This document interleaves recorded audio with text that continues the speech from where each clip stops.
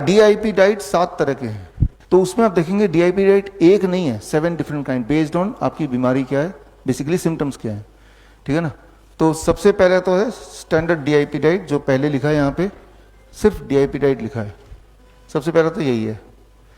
ये simple DIP diet वो है जो मैंने डे 1 में आपको बताया था, फ्राइडे को सुबह जो बताया था, plate 1 plate 2 fruit breakfast, that is simple DIP diet. Normally इसी का ज़्यादा प्रचार है, यही लोग जानते हैं। लेकिन जो ज़्यादा बीमार हैं, आप में से कुछ लोग हैं जिनकी इंसुलिन हम छुड़ा नहीं पाए या अभी अभी छूटा ही है, ब्लड शुगर फिर भी थोड़ा हाई रहता है, राइट, तो उनके लिए हम बोलते हैं कि इसकी जगह पे DIP circadian DIP diet. Circadian DIP diet क्या है?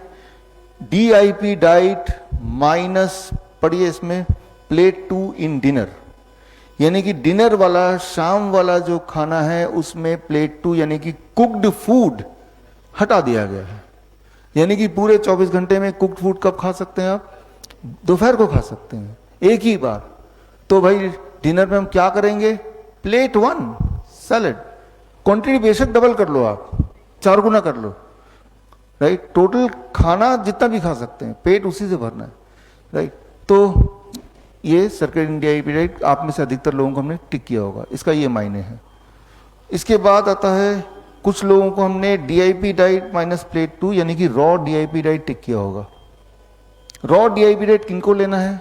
जिनके माउथ अल्सर है, माउथ कैंसर है, जिनके स्टमक में अल्सर है, पेट में, जिनको कोलाइटिस है, कोलोन की दिक्कत है, जिनको मान लो यूटीआई है या पाइल्स है, तो ये फूड पाइप में कहीं भी जख्म है तो आपको अपना प्लेट 2 पूरी तरह से कुछ दिनों के लिए बंद करना पड़ेगा, जब तक कि वो जख्म हील ना हो जाए। वो 5 दिन से लेके 25 दिन तक कुछ भी हो सकता है, डिपेंडिंग ऑन वो जख्म कितना बड़ा है, राइट। और कैसे पता चलेगा कब तक लेना है? जब आपको लगे कि वो जख्म भर गया, यानी कि दर्द चला गया, सूजन चली गई, ब्लीडिंग चली गई, ठीक है, प्लेट 2 ऐड कर दो। पहली बार जब प्लेट 2 ऐड करेंगे तो दोपहर को ऐड करो, फिर अच्छा लगेगा तो फिर शाम को भी ऐड कर लो, यानी कि स्टैंडर्ड डीआईपी डाइट में अपने आप को कन्वर्ट कर दिया, ठीक है ना। जिंदगी भर नहीं लेना है रॉ डीआईपी डाइट, ठीक करने के लिए लेना है, फिर आप नॉर्मल डीआईपी डाइट में आ जाएंगे। नॉर्मल डीआईपी डाइट में आने के लिए भी एकदम से जम करके नहीं आना है, पहले सर्केडियन डीआईपी डाइट कुछ दिन कर लेंगे, मान लो 10 से 15 दिन, फिर इस पे आएंगे, है ना।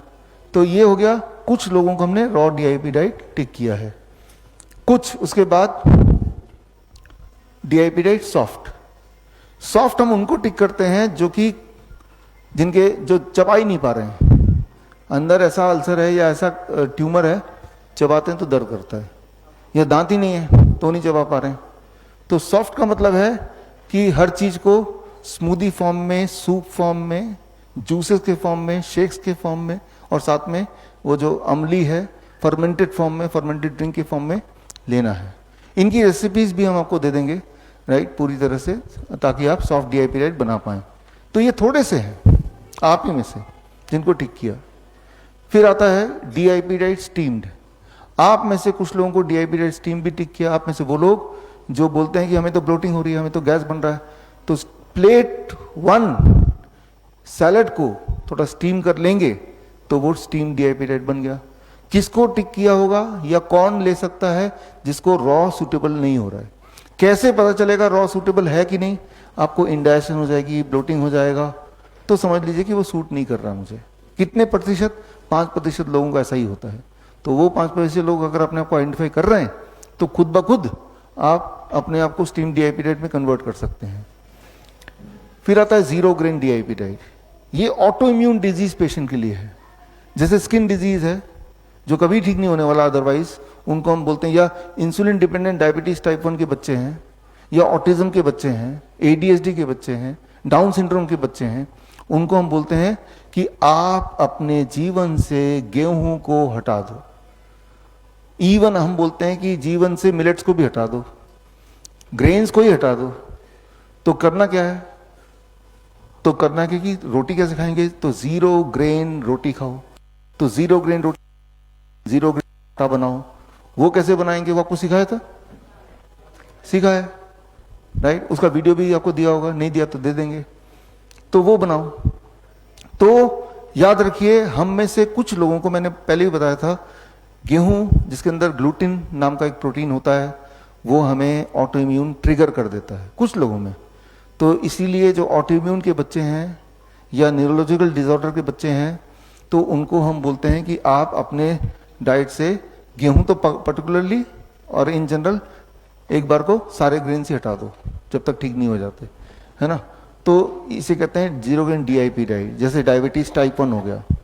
कुछ इंसुलिन डिपेंडेंट पेशेंट को भी हम बोलते हैं, अगर इंसुलिन हम छुड़ा नहीं पाए 3 दिन में, कि कुछ दिनों के लिए आप अन्न छोड़ दो, क्योंकि अन्न ग्रेन्स ब्लड शुगर एब्रप्टली बढ़ा देता है, तो उसको छोड़ दो। ऐसा अन्न में कुछ है नहीं कि उसको छोड़ने से आपको कोई डेफिशिएंसी हो जाएगी। फ्रूट्स वेजिटेबल तो ले ही रहे हैं, राइट। तो इसलिए तो वो कुछ लोगों के लिए है, तो उनको हमने टिक किया है। फिर आता है एक आखिरी, नाइट्रिक ऑक्साइड डीआईपी डाइट।